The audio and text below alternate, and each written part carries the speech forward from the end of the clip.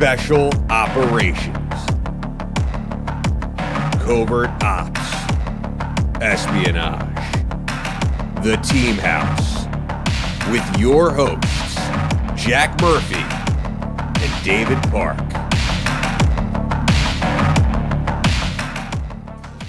Good evening, everyone. Welcome to the Team House. This is episode 133. I'm Jack Murphy here with Dave Park. Today, we have a special guest on the show joining us live from Santiago, Chile. He is a former special operations soldier in his country's military. John, welcome to the show, man. Thank you.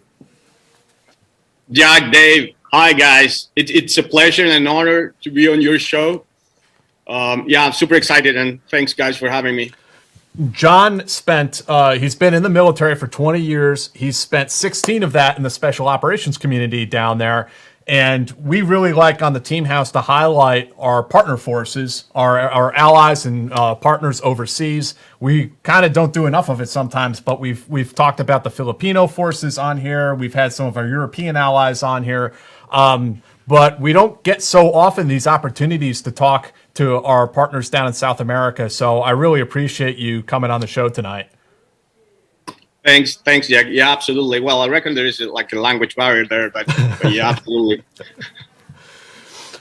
So, John, if you could, I'd like to ask you about your origin story. I'd like you to tell us about your upbringing in Chile and what that path was that brought you towards the military. Yeah, sure. So there are no militaries on either side of my family at all. So I was the first one, which was super weird for everyone when I picked up this career path. Well, where can I start? Like, I would say high school, I wasn't like the best behaved, I would say. So when I was at high school, there was this thing called detention. I don't know if you guys got it in the U.S. Yes, if you we do. Okay, if you misbehave over here, you had to go to school on Saturdays and spend all the morning till midday doing something around school. So I spent most of my weekends, Saturdays there. And I had these teachers that made me pick a book from the library and then write a summary. So I was looking around the hallways on the library, and I started finding these World War II books. And some of them were on different stories of World War II, like Blitzkrieg or the SAS or something like the OSS or like those stories. So I started reading that, and then I became fascinated by small teams and SF and the whole World War II thing with the special forces. So when I turned 18, as I don't know, most kids, I wasn't sure what was my next move. So then I decided, okay, that's it. I mean, I'm going to try for this. I wasn't very mature for going to college. So I thought that I wasn't very disciplined at all. So I thought I definitely could use some of that. So I applied and that started my career path. And as soon as I was able, I applied for SF. And fortunately, I graduated from SF, so I made my whole career within the team. So that's how it started. Could you tell us about what that process was for you as a young man in your country, and what that pipeline looked like back? And presumably, we're talking early '90s that you were going through this. It was 1999 actually. Okay. When my last 1998 was my last high school year. Then 99 I went in, and there are like a couple of paths over here to start your career. So I went to the officer's path. And it took me 4 years in one of our academies. I graduated and then applied to SF. It was the best decision I've ever made. I mean, I really enjoyed it. We weren't a lot of us applying for it. But yeah, it was hard at the beginning, and that started the next, after I applied for SF, which took me roughly, I would say, a year or so. all the tests, all the admin things, and like all the clearance, and then yeah, so I got accepted to the what would be pretty much our base version of the Navy's MARSOC, Marine Force Recon kind of ish course. Now, did you pick a branch? Like, I want to go in the Army SF or the Navy SF, or is there like a general selection and then they branch you off after that? Well, yeah, this was 15, 16 years ago, so I reckon that's pretty different right now. But when I applied, it was like pretty much you wouldn't know where you were going to be sent. So it turns out that I was like 6 or 7 months before they told me, yeah, you're going to the Navy, and that's it. Oh, so in Chile, then when you apply or whatever, you apply to the military in general, but not necessarily to a specific branch? Yeah, pretty much. Okay, that's interesting. And so what was the selection course like? So like I reckon that like the tests are pretty much standard. Since it was a Navy course, it was focused on water comps, just making sure you wouldn't drown, and then some racking, and then some fitness tests and general strength. And it was hard, but not many guys quit it at that point. So a whole bunch of us got accepted. I reckon it was roughly around, I don't know, 60-ish guys in total. And then we started first day. And any SF first day, man, it lasts forever. So, yeah. So it was super cool. I mean, there was the whole bell thing and like everything was very well set up. And I really loved it. I even had a US instructor there for the whole process. It was I was a Marine Force Recon guy. We still text each other. Awesome guy. He retired as well, but we still keep in touch with each other every now and then. So yeah, and then it started, and then slowly but surely, a lot of guys start ringing the bell, and well, you know how it is. I mean, it was like when someone rings the bell, man. It just I'm still here, you know? Yeah.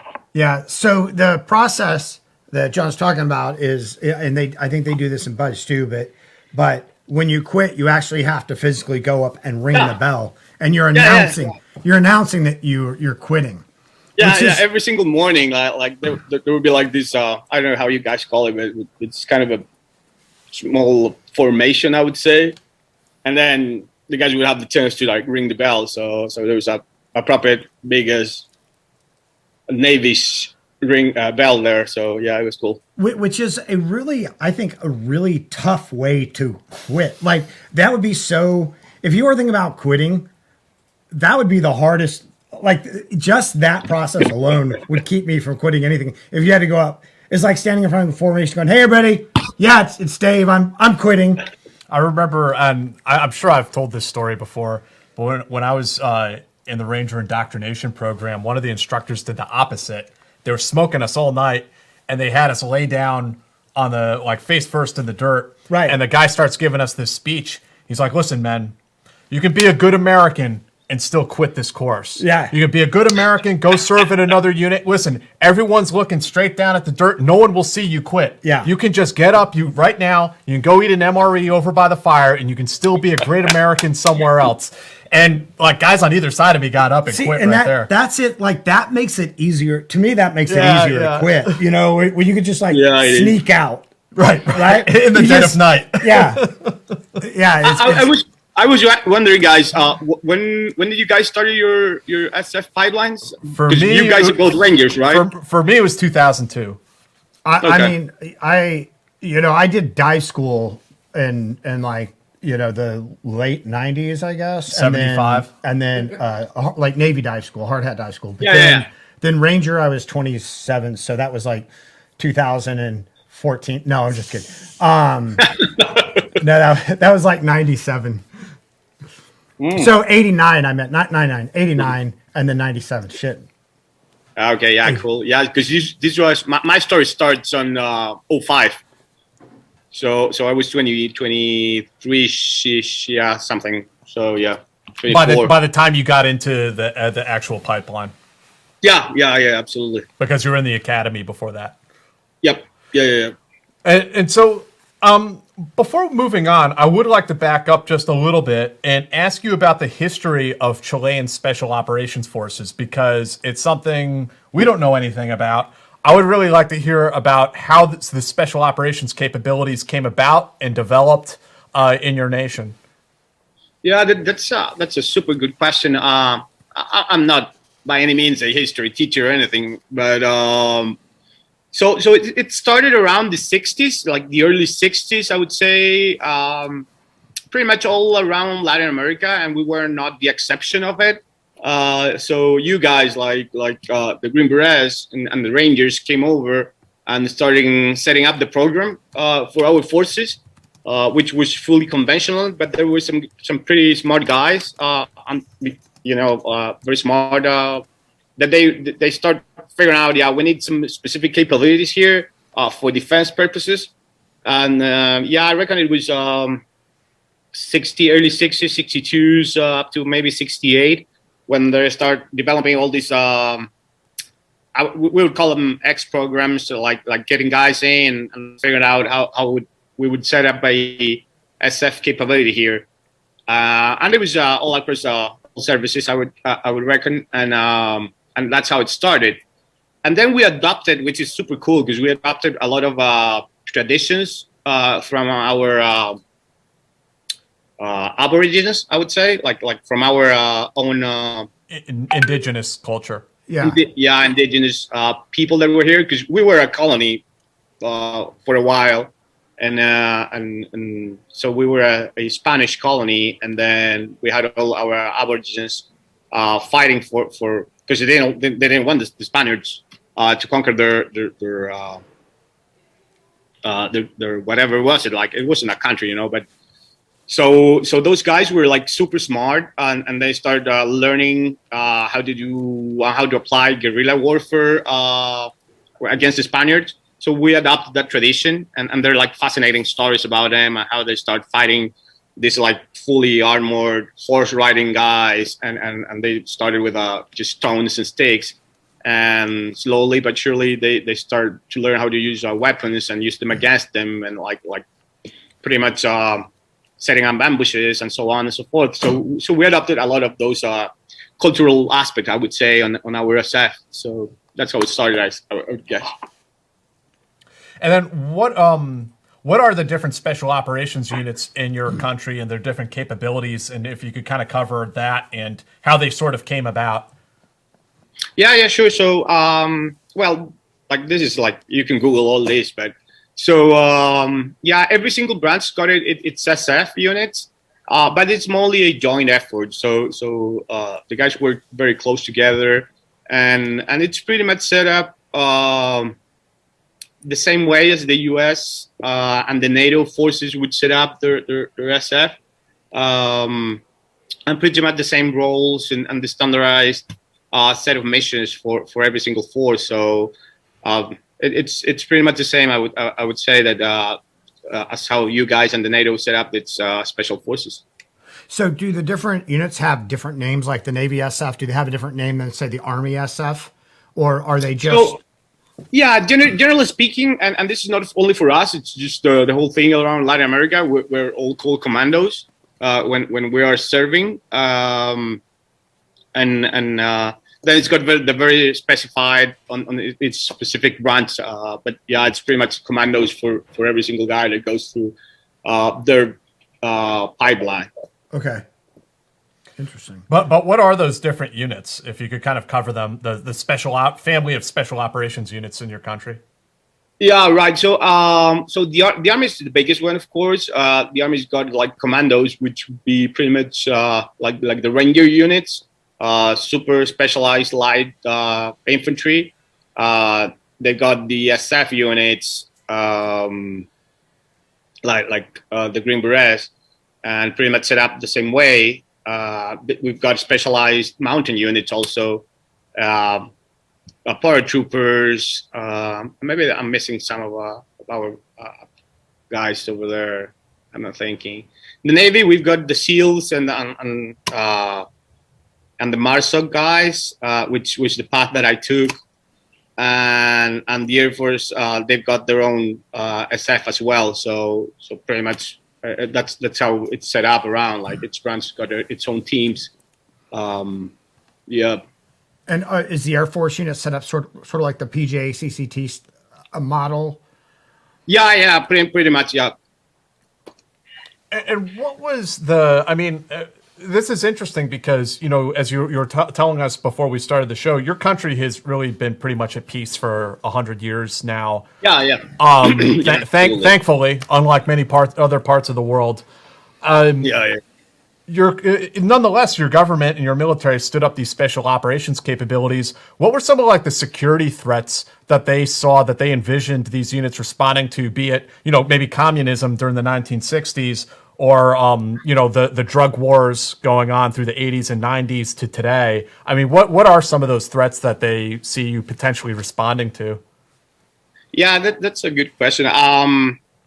Honestly, I'm not sure about that level of decision that was made, but I reckon that the guys were like back in the 60s, they figured out that mobility was a big issue. We've got a super long country and a very thin one. If like the others would like Google it, you'll see that it's continental Chile. It's a bit longer than 4,500 and something kilometers. So it's pretty much coast to coast, if you put it over a map of the US and all across Europe, of course. So it's super long, but super thin. So therefore, you need to move guys super fast. And if there was any security threat, you need units that would be able to perform and deliver within the driest deserts or within the southern snowish places or up in the mountains. Super high mountains, actually. We're talking about way above 15,000 feet above sea level, and the coast, of course. So someone figured out, okay, we need some SF capability that can deploy quickly around all these areas and be able to fight on all those scenarios. So yeah, I reckon that was the decision made. Cool. So then, what was actually when you went through your training for, to be like a Marine Recon guy, what did the training consist of? What were some of the capabilities that you guys were trying to develop there? Well, yeah, back then, because again, it was 16 years ago. I don't know what the guys are doing right now. But back then, it was all direct action. I mean, it was all direct action oriented and reconnaissance capabilities, and special reconnaissance capability. So like the whole process was to build a team that was able to perform those mission packages at a very high level. So yeah, roughly it was 25 weeks or so long, and it starts with a lot of pool training, 4 weeks training on the first phase. Then if you completed these 4 weeks, you get a wetsuit, and then you start learning how to dive, and then how to combat dive, and then how to perform all the diving process as in combat wise, like night dives and all those sort of things. And then at that point you'll start learning how to do all your weapons or your demos or your planning, and then you'll go into a very long process of learning how to perform on all those scenarios and those terrains that I explained you guys before. So and that takes around roughly six something months, and then you graduate from that, which is the hardest part. And then you go with the follow-on trainings, which is like pretty standard for any SF guy. And then you go static line, free fall, to master, and then some other schools if you're able to get your hands on. And then pretty much it's been 1.5 to 2 years pipeline, and then you're able to go and like start training with a team. Wow, that's quite a pipeline. Yeah, I mean, due to the diverse environment, that must be pretty challenging for your soft teams. That I'm just envisioning in my mind. You must have guys who are able to do maritime operations, high altitude mountaineering. All these different types of environments that you have to contend with. Yeah, absolutely. It's quite challenging, and for us, it's quite expensive. I would say when I was with the teams, it was super expensive to keep current on all those capabilities. I would say so. Yeah, but it is what it is. I mean, it's what we got. So and we have to like maximize the use of all those terrains and perform at an adequate level for an SF unit on all those terrains. So yeah. What's you said that you did like static line and then a free fall or halo and then your jump master and then other schools if you could get them for you guys. Like, what are the cherry schools? What are the schools that everybody wants that you're jealous of when somebody else has it and you don't? Well, I was super lucky, Dave, because I had at least I wasn't the brightest, of course, but I was super like pushy, I would say, and I would like try harder as much as I could to like overpass certain weakness, I would say. So I had pretty good mentors while I was active with the teams. So there was this colonel that he figured out like, hey, you are super young still to like be in command of a team. So just go to schools and get experience there, and then you will be able to like plan in your head bigger things, and that's the thing, like get as much schools as you can on the first years, because I was like super young, career wise, I would say. So like pretty much like the coolest, I would say, it's mountains leader course, which is not just for SF. Everyone can go there, but the Army's got the sweetest 8 months mountain training, and you do everything that's mountain related, like rock climbing, ice climbing, and then some sweet 3 months ski course over the Andes Mountains. So it's a super nice course, and yeah, I was super lucky, and I went through that course, and I graduated from it. That sounds awesome. Yeah. Yeah, it's super cool, and you go like to civilian ski resorts and everything. So it's actually there you go. Now we know the real reason. Because I was just going to ask you that, like, what are some of the choices? Like, even if they're not, did you guys get to go to schools outside of Chile, like to other schools?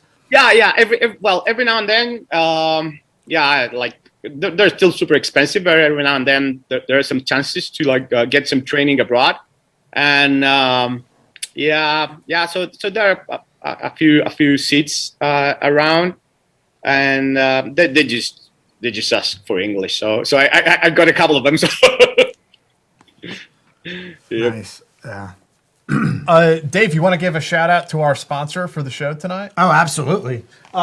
So talking about water courses, what our partner tonight is ATAC Fitness, and ATAC puts out these great kits for swimmer training. So if you're preparing for a selection, or if you're really just trying to get back in shape, and I think John can testify that water is probably it's one of the hardest elements, but it's also as you're getting older, if you're getting older, it's one of those things that won't break your body, like throwing on a ruck or pounding pavement for 20 miles. But they sell these great kits. They have these rocket fins, really firm rubber, vented, open heel, great construction to keep you in shape. Their kits come with a couple different types of masks. They have these low profile masks, or they have the high volume mask. If you need to practice your purging, filling your mask, you remember that, right? Filling your mask with water and purging the water out. Snorkels, and then they come with a couple pieces of line for your underwater knot tying, or your bedroom activities. Your choice. Just remember. Yeah, absolutely. Yeah, so, I'll definitely take advantage of the Team 10 at ATAC Fitness, dude, because I don't have any gear anymore. So. Oh well. Yeah. When you leave the team. Yeah. Yeah, when you leave the teams, you don't take the gear. So. No, well, In America, you do, but you're not supposed to. You just sneak out with it, or you take your buddy's gear and make him pay for it all. But ATAC, it's atacfitness.com, ATAC fitness.com, promo code TEAM10 for 10% off. That's TEAM10 for 10% off. ATAC Fitness selection starts here. So, John, tell us about when you finished. You told us a little bit about some of the more coveted schools, but what was it like, life in your unit once you got there? Yeah, at the beginning, because I was, again, super young, so it was hard. And then, I remember it was super challenging because I reckon there is this barrier that you have to go through, especially as a young officer. And you have to prove yourself, I guess, and make sure that you guys will follow you and not follow you because of your rank, which is super easy. So I think that, and I've talked to my friends, which are not SF, and I would say the hardest leadership test is to graduate from whatever SF course, because at least over here you handle a number and you put a number in your helmet. And it's based on how high you are. It's not based on the rank that you got when you started the first day at the SF course or whatever course you're going through. So then you have to prove yourself within your classmates and make sure that they'll support you and that you're able to lead them on the whole course path, I would say. And then when you start when you go to the teams, it's pretty much all over again, and then you have to prove yourself and then take care of the guys and make sure they get the proper training. And if they've got issues, just be aware of it and try to help them, even though with the limited tools that you've got. So it was challenging. I remember vividly. It was very, very hard the first years. But then again, this guy that was kind of my mentor back then, he put me one of the oldest, hardest, wisest NCOs in my team. I didn't like him at the beginning because I wanted to do my thing, But he was super bright, and he put me a very good NCO, second in command of my team, and it was awesome. I still text him every now and then, and he retired long ago, and so he's doing his thing. But he was awesome I reckon first 4 years of my career. So he was a very good mentor as an NCO for me. Were there any impressions you had as a young leader at what your job as a leader was, or how you should act, that changed as you actually led troops? Yeah, that's very interesting because there are fundamental difference as how we lead down here as how you guys lead over in the US, I would say, or some more advanced countries, if you will. So we tend to lead from up front instead of leading from behind, I would say. So it's a lot of we take a lot of the work from let's say a staff sergeant in the US on one of your teams, I would say. So an officer it's supposed to do a lot of what a sergeant would do, a senior sergeant would do on one of your teams. So it's kind of a bit different there.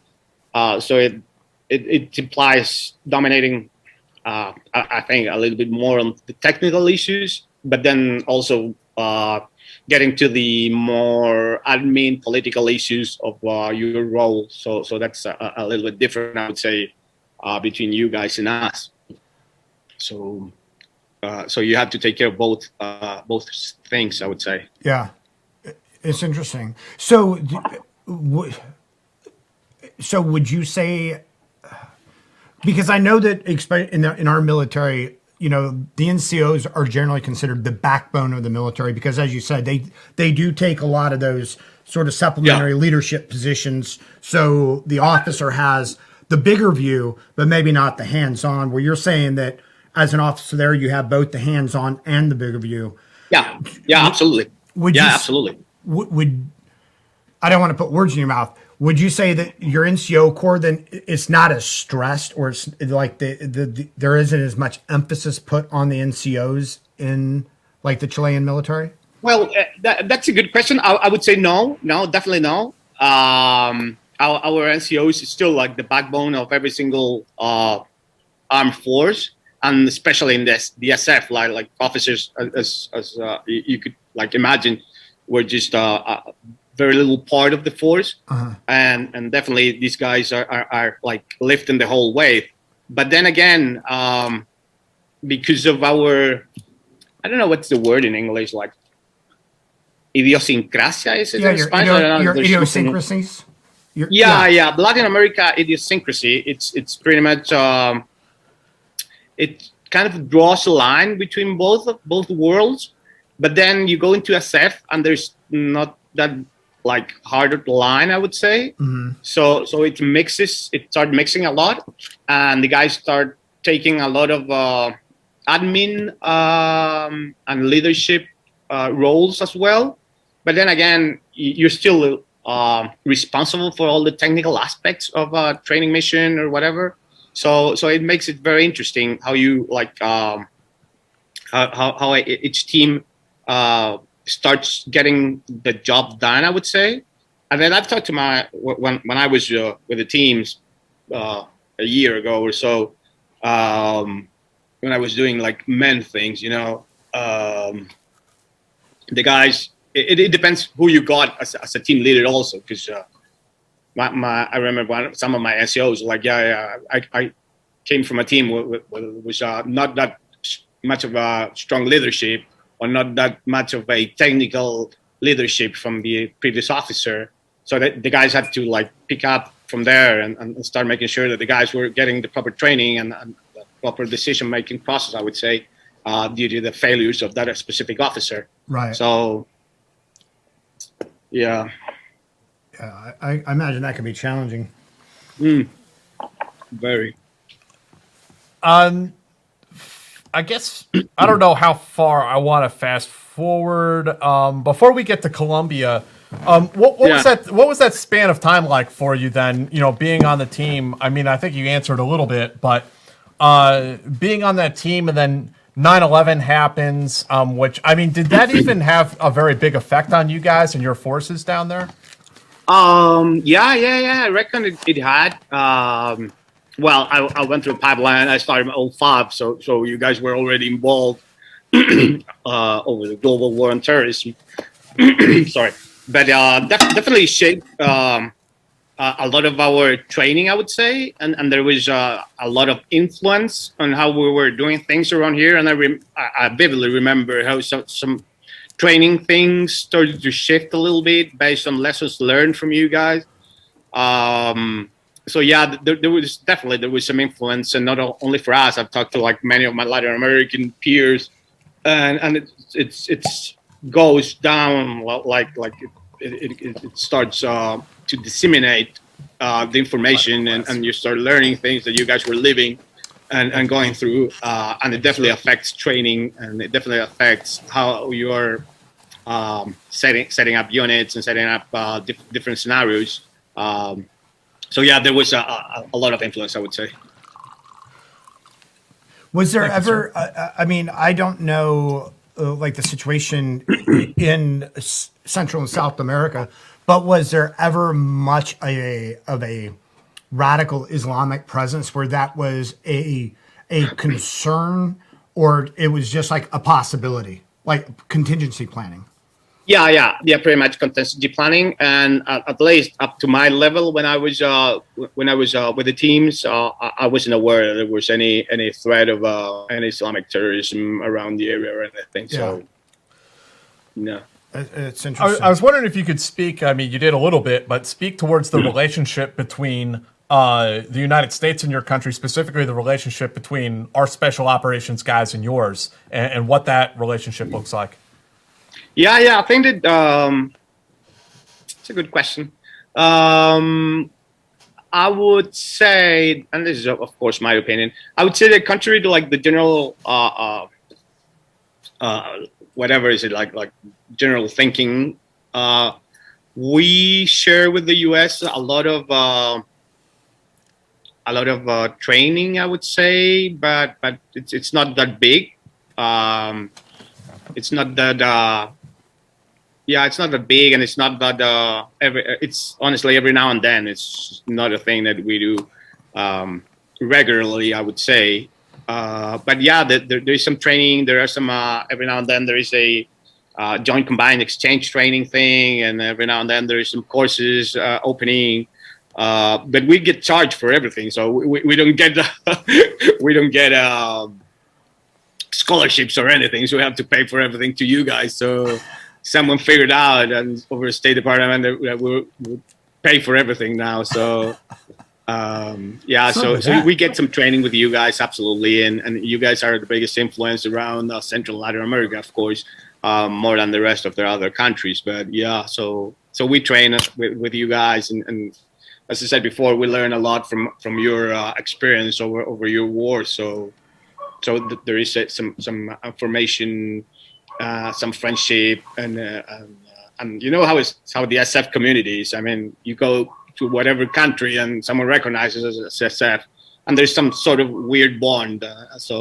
We do train with you guys every now and then. So yeah. And then what about like more local countries? Do you guys have strong alliances with them that bring on a lot of joint exercises? Are there like? Yeah. I remember when I was back with the teams, there was an increasingly partnership with the RGs, we spoke a bit about this, like the Fuerza Commandos thing that we do with all the Latin American, Central American countries. So there's some partnership going on.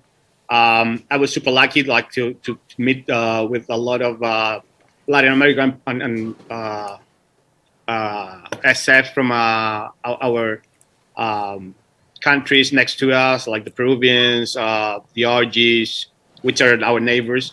So I was super lucky to like train with them, and we became very close friends again. So it's super nice to like this whole community thing. But at the bigger level, I'm not sure because I haven't been with the teams for a while. So sure. I don't know if there's anything going on there.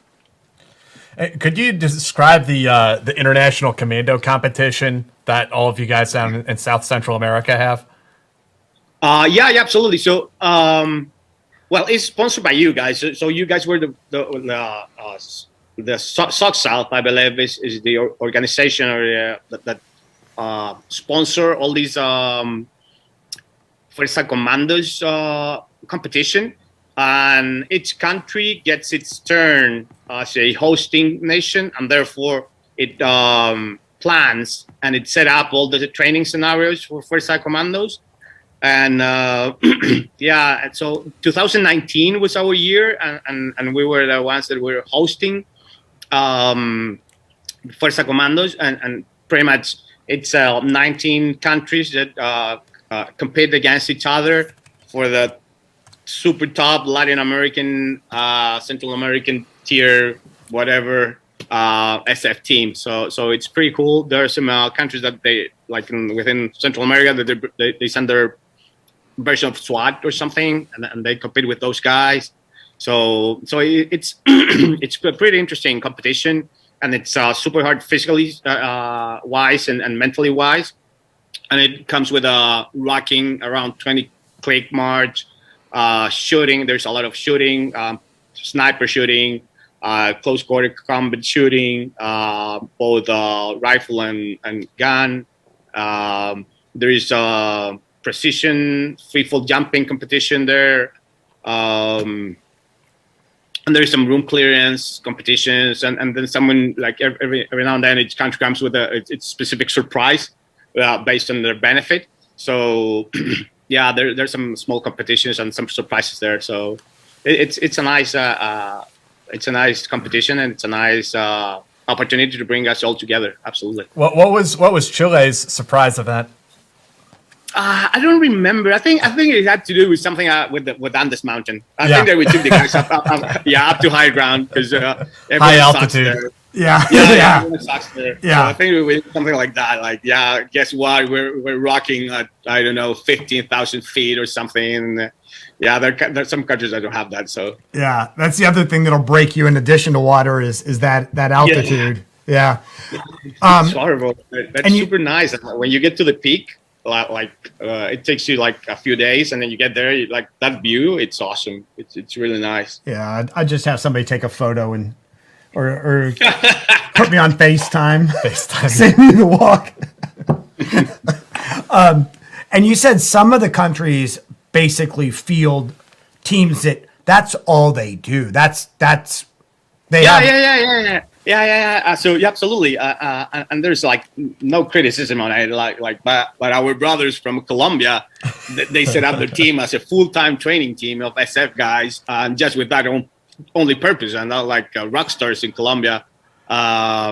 Because of they just do that. I mean, they just go training the whole year and they go to the next competition. And of course, this was all before freaking COVID. But they guys train all year. So yeah, that'd be like putting the leapfrogs or the Golden Knights up against just a soft Halo team.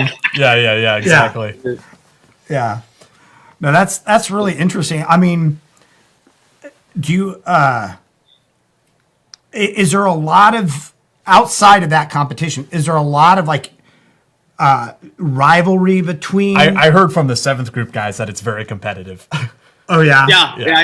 And it's very competitive. But you know what? I mean, I don't know. Maybe it's just me because I had an awesome time with whoever was the chef, and we met either it was here in Chile or at their own country, or I don't know. We were getting some whatever we were doing in the US, and we were like bounce into each other and say, "Oh, you are from X country in Latin America," and you're like, "Yeah, cool. Yeah, let's go and have a drink." So it was super fun. I mean, I made a lot of friends and relations there because of the only fact that we both went through some whatever pipeline it was. So how many bars? There's hard competition, but there's also a lot of friendship there. How many bars get burnt down in general, gathering that many? Parties were pretty fun. Well, if you guys have you guys been to like Florida area, Fort Walton area? Yeah, I reckon it's the same AJ's bar that every single guy that goes over to that area starts burning it. Oh yeah. So, yep. Oh yeah. Been to AJ's. Yep. So tell us about this mission that you got assigned to Colombia. I mean, start with how did that come about? Oh, so it was not for SF, I would say. Like it wasn't. I wasn't sent there because I was an SF guy. So I was TDY for a full year to the UN actually. So I was working for the UN when I went to Colombia, and the UN. You guys have had some guests that work in the UN. The UN it's a very interesting place to work, and I was super lucky because I started like at the very lowest echelons of the organization, and even though I was still at the very lowest, I was able to like work some other places. So yeah, so there was this effort. It was an international effort due to the peace process that was being signed by the FARC leaders, the Colombian government, supported by the international community through the United Nations. So these guys got together. They signed a peace agreement, which would mean that the FARC would have X amount of time to dearm, demobilize, and reintegrate to civilian society within Colombia. And based on those facts, there was this international effort of sending international observers that would help and ease that process, since these guys have been fighting for like 50 years or 53 years actually. So I applied. I mean, when I saw it, I was like, I read the email and was like, yeah, I'm applying for this. Because I've always been fascinated by guerrilla warfare and like small team tactics, and this was the FARC guys. I mean, regardless of what everyone could think about them, it was the largest, biggest, longest guerrilla force within the world. I mean, it was the last big ass guerrilla, so I had to be part of that. So that's how it started. And so you applied for this job, you got it, and I mean, what was the job actually? What were you to do over there? So I was part of the second team that was sent there. So the first team was right at the beginning, and the first team that went there were like yeah, they went into Colombia and they started setting up the places where these guys were going to handle their weapons, and in return they would get a compensation package from the Colombian government. So the first team of international observers that went there, they were setting up these physical places for them to arrive and start handling their weapons, and then start living in a semi-permanent camps. And then eventually, within the next X amount of time, years we're speaking here, they would reintegrate to society. So the first team went in, and my peers were there for like around 6 months or so. They started coming back, and then I was sent there, and it was I really loved it because it was absolutely individual deployment. So you just went in as a one-man team, and I arrived to Bogota. Initial briefing was like a week or so, and then I was pushed to Medellin, and then from Medellin, like within 24 hours or so, I was sent to some other place northeastern of Medellin, and there was this UN camp there, Colombian army camp around like a clique or so, and then a clique or so to the other side, which is a FARC camp. And then we finished pretty much what the guys were doing before, like, but there wasn't any more weapons the guys were handling in. And so I became part of the very first teams to do weapons cache extractions within the jungle with the FARC guys. So I was super lucky because of that. And I did that for around 4 or 5 months. And then the chief of staff of the mission wanted one international observer. And so I got that job. And then I was, for the next months, I was doing HQ work pretty much. So I was doing some other stuff. So that's kind of the short version of it. So you were going out with these FARC members to locate their weapon caches out in the jungle? Dude, yep, absolutely. Yeah. How was that for you? How was it for them? Was there a lot of resentment going on? Well, not against us at all, because I was part of like the international community through the UN, so there was no resentment for us against us, I would say. There was a little bit still within the Colombian military and Colombian police because of how long they've been fighting. I mean, 53 years. Yeah, it's at least 2 generations. Like it's a long time, man. But when I got there, the guys were like working together, kind of ish. There was not a lot of issues there, at least not where I was stationed. And so pretty much the CONOPS for that was we would plan with the FARC guys some place within the jungle, and then a UN Russian leased helicopter would pick us up. Then would drop us at some point within that they would recognize as a place that they uses logistics caches points around, and then we spend the next 7 days or so walking around the jungle with them, figuring out where were the weapons caches, because the guys weren't using PS for the weapons caches process for them.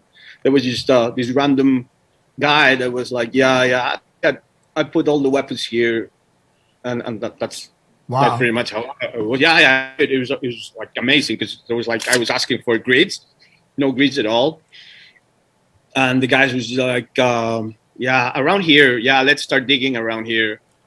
That's the place. This general area of the jungle. Yeah, absolutely. I remember one guy was like, I became very close with the guys. Just like everything, like you become close to whoever after a couple of drinks, I guess. Yeah. So so I was fascinated by their story, and the small unit tactics applies to everyone within those that little world, I would say. So I started talking to the guys like every day, and then so we went to these weapons cache extraction missions. The guys were pretty open with me at that point. So yeah, we were looking for these weapons caches, and yeah, I remember one of the guys saying, "You know what? I just don't remember when I buried like my stack of weapons, because it was during the night. So let's wait until the night, and then it'll come back to me." And that's how we did it. I mean, we waited there like for hours till there was no light at all. And the guy was like, "Yeah, I remember this river. Okay, let's go down. Yeah, I remember this tree. Okay." And like the old kid, like the little kids, what they play, Pirate's Treasure, and he start counting. Yeah, he start actually counting. Okay. I was just wondering if they put their back to a tree and like pace off. Yeah, absolutely right. Yeah, that's how it was. And the guy was like, "Yeah, it's here, so let's start digging." And we start digging, and now there was a big ass 2,000-liter bin, right? Like the biggest bins, and we started to like pull it out, and yeah, it was full of AKs. So yeah, it was like that. That's amazing. Now, were there splinter groups or holdouts, still out there that you guys had to worry about? Yeah, but yeah, there was. I don't know how much you guys know about like the Colombian guerrilla warfare is paramilitary scenery, but there is, when we were there, it was the FARC, which is the biggest one, and there were still like I reckon it was 1,000 and something guys that didn't sign the peace agreement, so they just scattered and they started reorganizing as their own guerrilla group right now. But that was just one paramilitary or guerrilla group, because there were like, when I was there were another 14 or so guerrilla groups, cells or whatever is it, all around the jungle. So yeah, there was a lot of to worry about. When you did get to know these FARC guys and were having drinks with them, I mean, did you get to hear some of their war stories and there's some of their perceptions of the conflict and the peace agreement? Yeah, absolutely. I mean, it's super interesting. Like, it's all based on what's the word, like your first impressions and your biases that you've got before like actually doing something. Right. So of course I had biases before going over to Colombia, and I've read all these books about FARC and all these books about the Colombian military fighting FARC and back and forth. And it was like, yeah, okay. So I was a little bit biased when I went there. And I remember the first time that we drove from Medellin to this UN camp right next to the FARC camp and the army camp. And we stopped the cars at some random dining place for lunch or something. And like the whole UN team, those guys have been working for a while now. So I'm the new guy there. They just grab some food and they just go and sit down at some tables at this restaurant. So there weren't any more chairs for me. So I just look around and I saw this other table that was with some of the guys that were driving the cars for us. There were Colombian police, and like to an end of the table there was this girl, and she was like super ginger, man. Like, so I thought, oh, okay. So of course she's UN, right? So I went, I grabbed my food, and I was like, "Hey, so may I sit here?" And she was like, "Yeah, sure." So I picked up some accent. So I thought, okay, so she's from around. And we started talking. So I like, my first question was like, "So how long have you been with the UN?" And she looked at me and she was like, "What? Yes. How long have you been working for the UN?" And she was like, "Yeah, I'm FARC." And I thought that she was going to be brownish like myself, right? Because Latin American, and no, she was a ginger, like in the middle of the jungle, and she was FARC. And I remember I bought some coffee or something, or some pastry or whatever. So we started talking over lunchtime, and that was the first story that I heard about someone that was a FARC soldier, right, or guerrilla guy. And she was like, yeah. So I started asking random questions because I was like shocked. And it was like, so how long have you been? She looked pretty young to me, and she was around 30ish, and she was like, yeah, since I was 13. I was like, what? And she was like, yeah, I've been part of the FARC since I was 13. And I was like, how does that work? I mean, and that was the first shocking story that I heard. And she told me that so her parents were farmers, and we're not talking like the way we do farmers or you guys do farmers. It was like a little farm in the middle of nowhere with horrible connections within Colombia, and they were working just for living, growing like little things, having a couple of pigs and so on. And she was like, yeah, so when I became 13, my papa was like, hey, you know what, there's a decision that needs to be made here. Either you become part of because he was a farmer, right? Either you become part of a FARC, or we can take our chances and you can be a sex slave for the paramilitaries. Jesus. Yep. Yeah, that's it was shocking. And it was like, what? Yeah. So we talked like within her family, and she was the only girl. And they were like, yeah, so the safest thing for you is just the next time a FARC recruiter gets to our village, you just go with them because they'll take care of you. So yeah, I was like, what? And so what were you doing? And she was like, yeah, so I just went with him, and pretty much they treat her like family, and she started cooking, and she started doing some nurse duties. And then when she was like, I reckon, bigger, like physically bigger, she became one of their soldiers. So that was my first story of FARC. Like, okay, so it's not what the books are saying, right? And when you say paramilitary, is just for You're talking about like AUC? Yeah, right. Like one of the many paramilitaries, but there was the Colombians call them the paramilitares, which is the team that was the non-government military structure that was built to protect certain well-known families. I would guess that's how it started, and then it developed into a criminal organization over there. So yeah, the paramilitares which were previously service members and police members, and then they turned into this whole mess as a criminal organization. Yeah.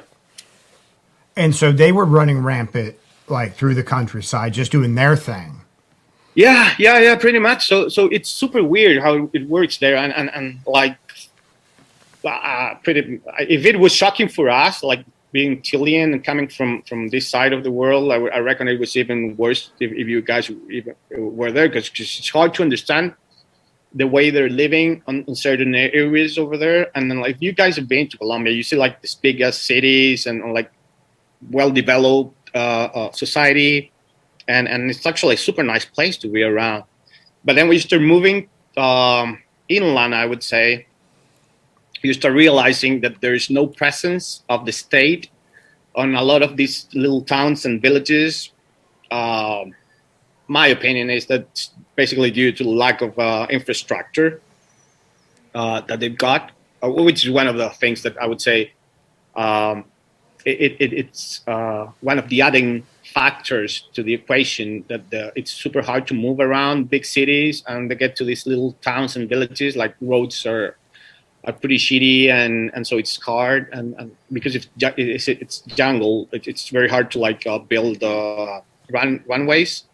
So there's that important fact that there are no police, there's no hospital, there's like no schooling in this area. So, well, you guys have been to like Afghanistan and things like that. Imagine that, but within a lower-ish level and full of trees, I would say. So, Right. So It's both jungle and mountainous terrain at the same time. Yeah, it is. So it's interesting at the beginning. It's very shocking to understand the society aspect, the social aspect of it.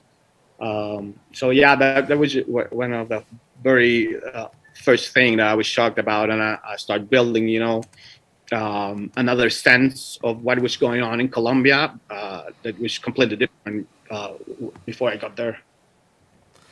That's pretty incredible. And Yeah, it is. And so after hunting around these weapons caches out in the jungle, you said you did some work in the headquarters for a little while before heading back home. Yeah, so I did that for around 4 months or so, which I really enjoyed it. And there was and the team that I had at this camp. It was awesome because there was a Spaniard SF, Portuguese SF, and RGSF. So it was super lucky for me because all the guys were SF. And we even had a Cuban SF guy Really? over there. Yeah, dude, it was awesome. Yeah. He was a super fun guy. And so we talked a lot with him. And then you understand how Cuba it is from the other side, I would say. Yeah. So it was an awesome team. And that team was led by a UN officer. She was a female. She was a Brit.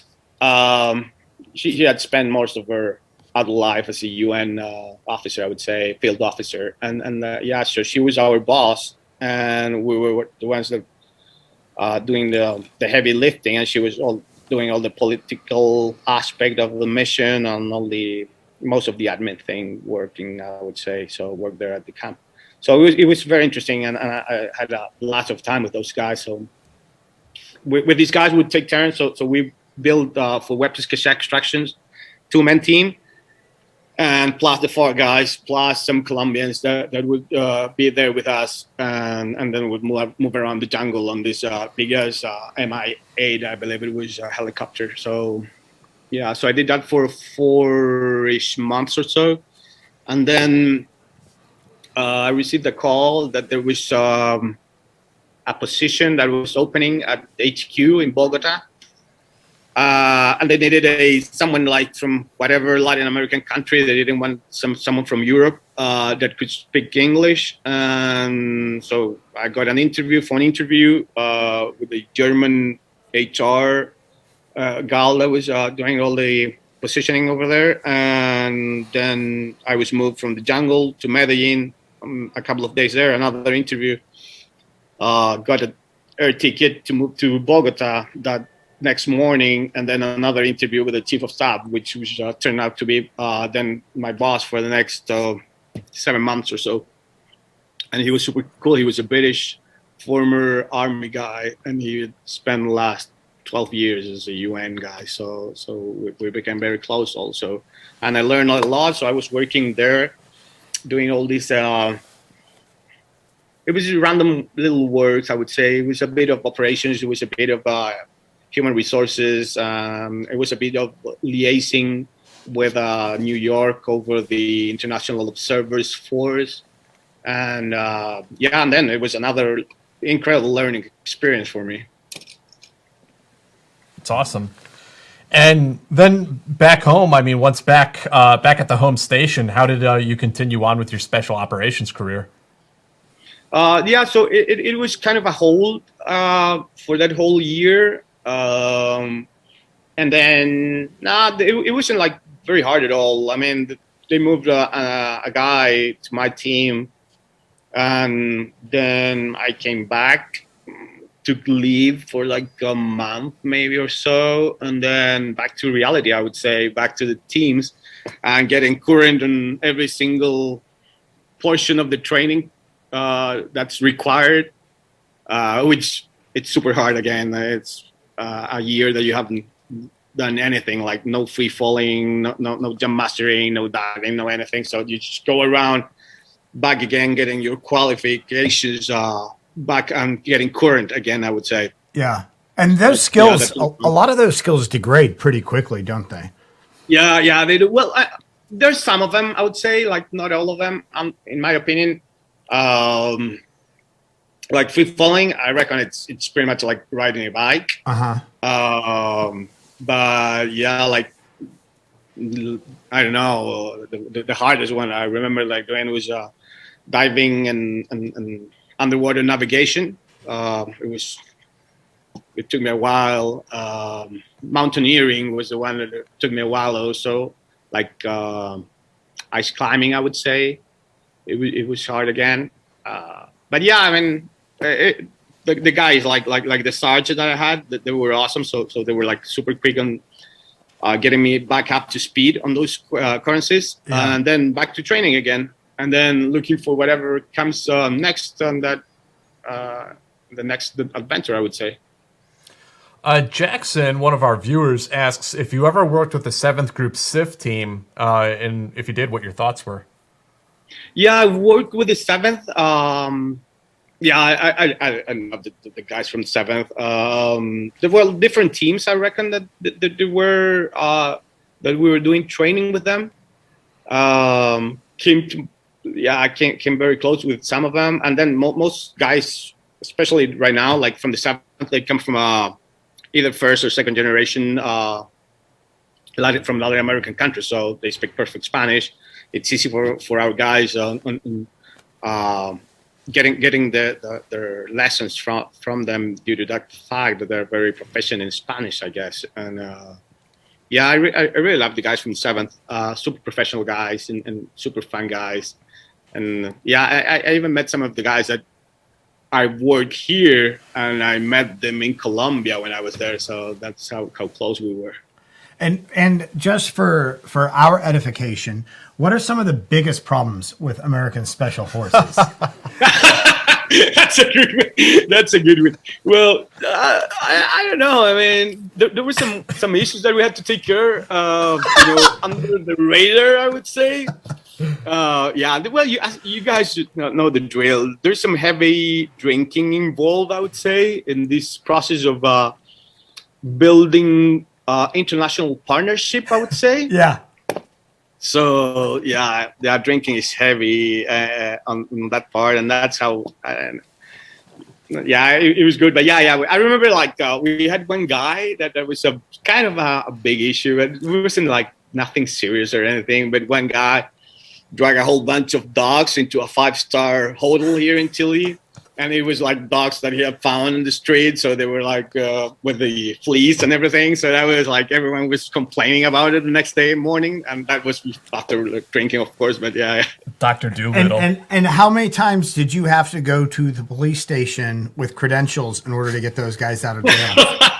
Not that many, honestly. Not that many. But there were a few. Honestly, there were a few, and there were like more than a few that I had to pick up my guys, and I figured it out. Some doing some relations, because over here, our police force, they just don't care if you are like whatever rank within the military. They just don't care.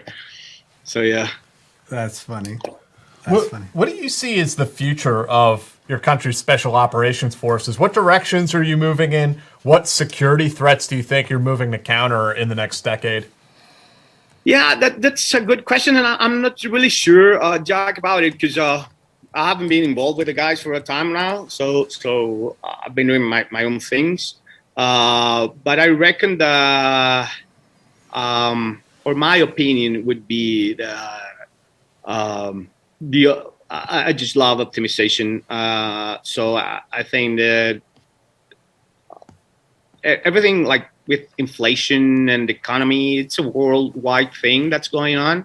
So I think that the challenges are not operational. I would think that the challenges that not only us, but like every single small unit that's demanding budget from whatever government is, it faces the reality of being necessarily needing to optimize all its process and making more of that pesos in our reality worthwhile for the society. So I reckon that's the next big step.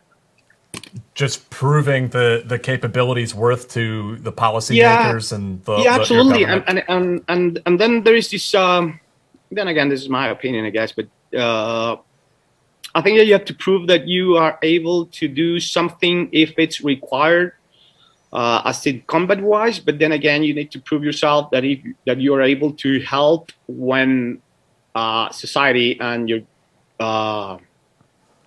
government requires it. Mm-hmm. As in like earthquakes, because we've got a whole bunch of earthquakes around here. Tsunamis. volcano eruptions. There's all these natural disasters that we have to face every now and then.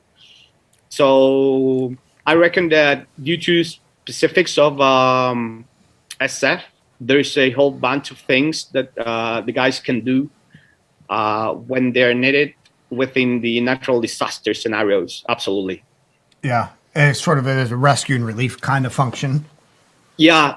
There's a lot like I can go for like plenty of mine scenarios that the units can perform and can actually deliver for people that are in need within those natural disaster scenarios. Absolutely. Yep. Yeah, the New Zealand SAS did that a couple of years ago when there's a volcano eruption, and it just sounded like a hellacious mission. They had to wear like full protective suits and go through all this volcanic ash to recover the remains of civilians who died in the volcano eruption. Yeah, and it just sounds like it was a grueling mission for them. Yeah, I remember like when I was super young, there was this huge earthquake. I was gonna say terremoto, but whatever. So yeah, we had this huge earthquake. It was 2010, I believe it was, and it was the first time that we did. I did body recoveries, and it was down south. So down our southern area, it's pretty much like your Alaskan area, right? But with fjords, so it's full of little sea passage around little islands. And there was this big earthquake, and it pulled a big tsunami into certain villages, and it just wiped them off. And my team was sent there, and we started diving. And when we realized that how limited our diving capabilities were, because the fjords were anywhere, like you would go from maybe a meter depth, 2 meters, 50 meters, 20 meters, and then it would drop all the way to 300 meters. Yeah. So, yeah, there's not much you can do. So, we were diving there, and we started looking for bodies, and we find a few of them. And then I realized that, there's a lot of potential for Chilean SF under those scenarios. So there's a lot of that that the guys can now do about and help with our capabilities. Yeah. Does Chilean SF go through like phases, because you guys have been fortunate to have, to not have real threats, or regional threats. So does Chilean SF go through phases where you're fighting for your budget, where you go through times when you're downsized and then grow again and things like that? Well, at least when I was in, not on the numbers of the force, I would say, but definitely you have to fight for budget. So right. every single year, I guess when I was with the teams, I would definitely fight for budget and getting as much as I could within our reality. So that there is a lot of that. I have a kind of a question to ask out of curiosity, if nothing else. So Chile has a part of the Antarctic territory, and I was wondering if your special operations forces do any training in Antarctica, or if there's any missions they have to be on call to respond to down there. Yeah, so that's an awesome question. No, there isn't an agreement for Antarctica, which is a no demilitarized. Yeah, that's the word. Yeah, definitely. No, there's no militarization of Antarctica within all the countries. And there's a whole bunch of countries. I mean, all the way from Russia to the US, the Aussies, us, the RGs. There's a whole bunch of countries that share that territory. And there's an international agreement for non-militarization of the Antarctica at all. So, no, we don't do any training or responses there. Except I know that there's some guys that are on call for SAR purposes, but that's about it. What's SAR? Oh, you mean like search and rescue? Yeah. Okay. And we have a question from Patreon. Isaac asked, have the Chilean special operations community ever had to have assets in the drug war? I don't think so. Not that I know at all. No. when I was there, no, I would say. What do you think separates? Because in you know, in a number of countries around you or near you, I wouldn't say directly around you, but near you, you know, they have had a number of issues with internal strife and things like that. What do you think sets like Chile apart, where there hasn't been sort of that Marxist-Leninist influx or the problems with like drug mogul, you know, those types of things?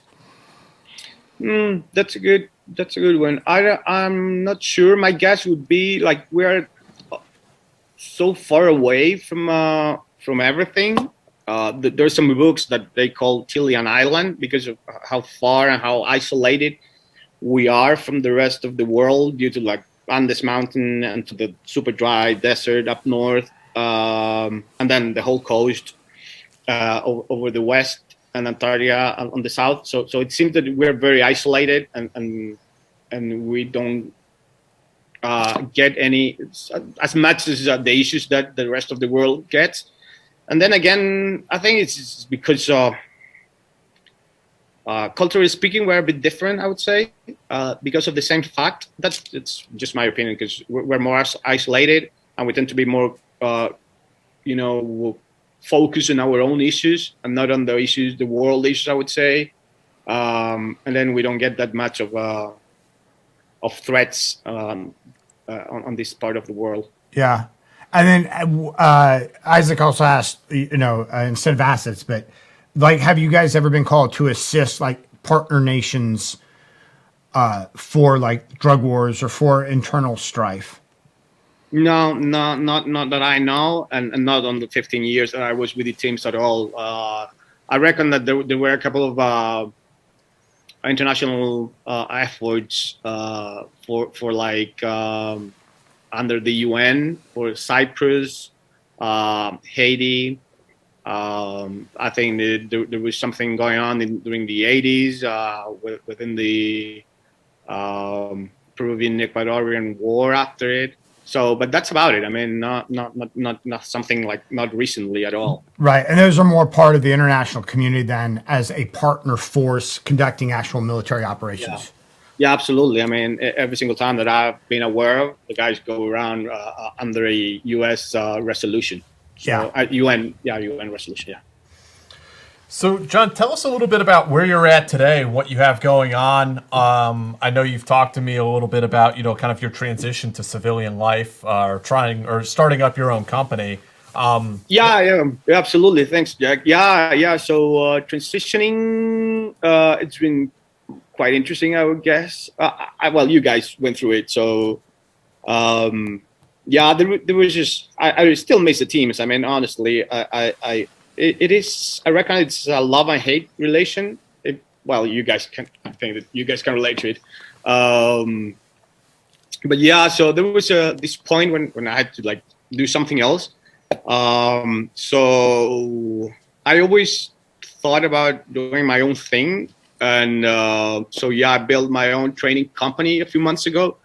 So it's still a small thing. We're doing weekend shooting classes to civilian and to different people that want to learn how to shoot and properly shoot. So it's not something like funny or some whatever instructor that's telling them how to shoot. So we hired only tier 1 guys from here. And we have been training people on those techniques, I would say. So, yep. So I looked at the business model that a lot of former U.S. Special Forces guys were doing. And we started to develop the same business model with the adaptations that were required for our specific business environment here. And we built what's called SOTIC. I don't know if you guys remember SOTIC. Yeah, there's a special operations target interdiction course. Yeah. I always wanted to go to that school, but then I realized that there wasn't any more SOTIC school. They just changed the name. It's called the Special Forces Sniper School or Sniper Course now. Yeah. I talked to one of my seventh sniper friends, and he told me so that the guys changed the name, and it was just a name change. The course still around. Because Yeah, well, nobody knew what targeted interdiction meant. dude, that's a cool name. Yeah. Yeah. Yeah. So I met some. So I started knocking some doors, and then I met a couple of guys that had some business experience, and that they were able to understand the business model that I was presenting to them. And this took me honestly 4 to 5 months. So it was before we started the business. So it was a whole new thing that I was doing, and so I started knocking doors and trying to find someone that would partner with me and that would bring something to the table. So I met this couple of guys, and these guys were awesome. And I explained the business model, and then we came up with a Zodic. So, but we changed the last C instead of course. So I changed it for company. So it's Special Operations Target Interdiction Company. And so we built Zodic Academy. ZodicAcademy.com actually. So we own that place, and that's our small tactical business that we're building. Are you hoping to, like the American model, I guess, is there's certain companies there's tons of them. Mid-South is one of them. Blackwater was one of them back in the day, where they were bringing in actual special operations units and training them at these civilian training academies or training sites. Is that something you're interested in doing for your military? Yeah, we would like to, but then it's complicated because there's a whole bunch of legal red tape that you got to figure out, and especially here. I mean, if you guys think that you get it complicated, like to buying a gun, try to buy a gun over here. It's just it's crazy. You still can. So we try to facilitate that process for people that want to own a gun, like farmers and people, business owners, and then we teach them how to properly use their weapons on a defensive protection mode for them. And so it's not something like crazy or anything. It's just the proper adjust to reality use of weapons. So yeah, it's one of the things that we're looking to grow, and I think that we will be able to manage that legal red tape here. And if we are able, I'll definitely try to expand the business model to our partner nations, and leveraging on the fact that we have built this relation with foreign Latin American, Central American staff to build some partnership with them. So we're looking for that in the next year or so. So you guys are offering right now, low light shooting, defense shooting, fundamental shooting, survival. That would be great. And shotgun basics.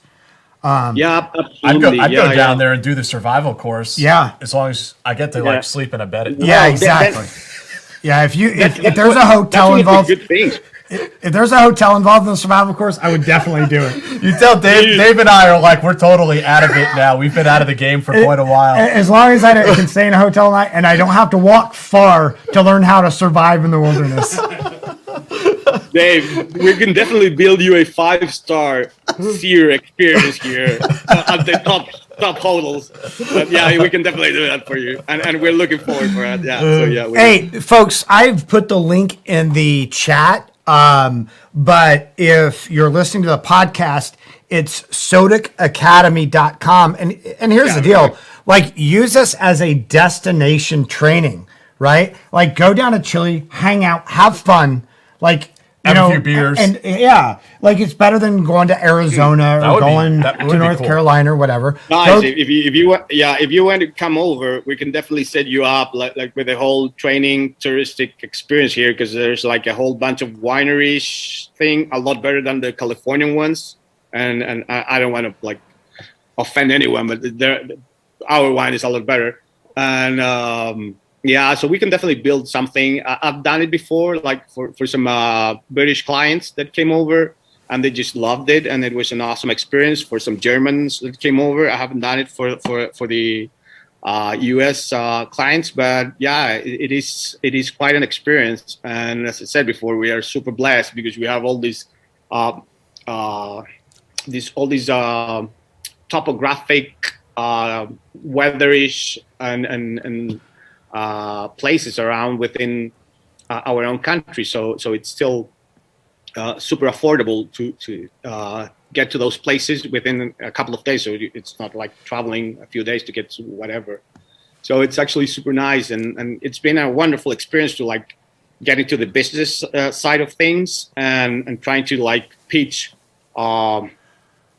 clients, and we're looking to pitch for what I call tactical angel investors to build something bigger and that can go off our borders if we are able to. So I think that it's something that it will get bigger within a year or two. So well, it depends on how much money we can raise. But so that's what I've been doing for the last months or so. These types of companies are pretty frequent. Like you have a lot of tier 1 guys in the United States who get out and start these companies, and they're all great companies, and there's a wide range of selections. Except for the ones that try to take over Venezuela. Yeah, well, you know. Yeah, that was a good one. It was live stream on Facebook. I think it was like. Yeah, you know, so much for operational security, right? OPSEC. But in Chile, is this kind of a normal venture for tier 1 guys to do? No, not at all. It's an undeveloped market. Yeah, it's definitely a blue chip, I would say, because it's not. It's not so. Well, I was because it's different because we don't get this much of we don't get this much of some guys that are trying to build their own business. So they're just a few, and even fewer that come from the SF community. So I was super lucky because I had some time at one of our units, so I was able to go back to college. So I went to like night school. I don't know if you guys got that. Yeah. Oh yeah.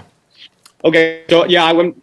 So I got a civilian industrial engineering degree, and I loved the business part that they were teaching us there. So that's how it started, and I started building ideas back then. That's good. And now that I was not related to the teams, and I was legally able to do so, I start building this Zodiac Academy idea, and we'll see where it takes us. So I'm super excited about the future of the company. Did you get any detention while you were in night school?